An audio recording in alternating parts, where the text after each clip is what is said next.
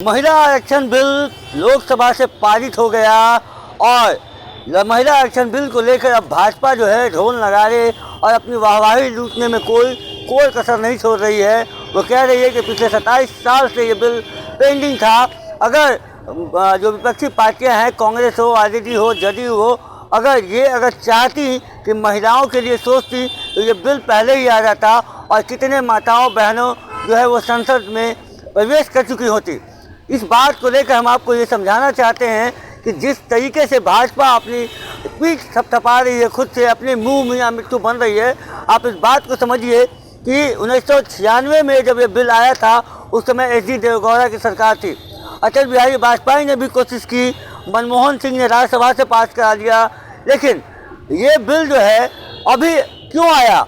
ये बिल अभी आया तो ज़रूर है, लेकिन ये बिल का जो फ़ायदा है जो हमारे देश की महिलाएं हैं उनको 2024 के लोकसभा चुनाव में मिलता नहीं दिख रहा है।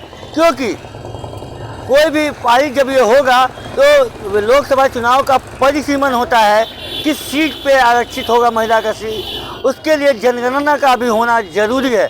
जनगणना नहीं हुआ, परिसीमन नहीं हुआ तो ये कैसे जो है वो लागू होगा। उसके बाद जो ओबीसी, जिस ओबीसी की बात पे बीजेपी कहती है कि हम ओबीसी के हितैषी हैं और विपक्षी ओबीसी के विरोधी हैं, तो इस बात को भी समझिए कि जो बिल रुका हुआ था लोकसभा में, जो 2010 में पारित हो गया था राज्यसभा से मनमोहन सिंह की सरकार में, वो क्यों नहीं पास हुआ था लोकसभा में?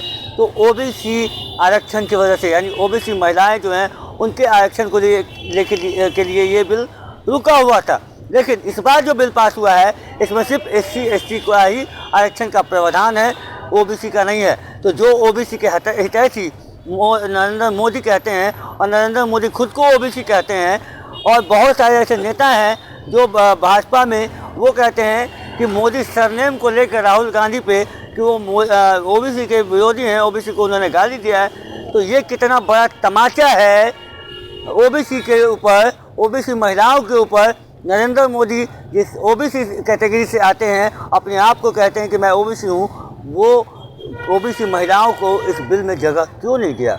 ये एक बहुत बड़ा सवाल है।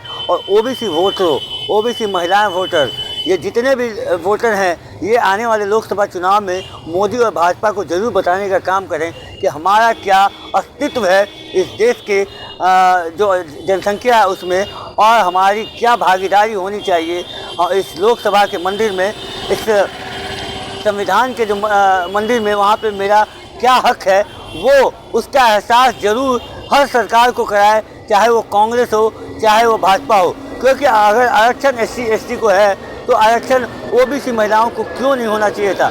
जबकि इसी बात को लेकर लालू प्रसाद यादव और मुलायम सिंह ने 2010 में, जिसके वजह से कांग्रेस की सरकार टिकी हुई थी, उस डर के वजह से कि लालू प्रसाद और मुलायम सिंह विरोध कर रहे थे ओबीसी आरक्षण को लेकर, वो आरक्षण जो है नहीं मिल रहा था, उस बिल में नहीं था प्रावधान।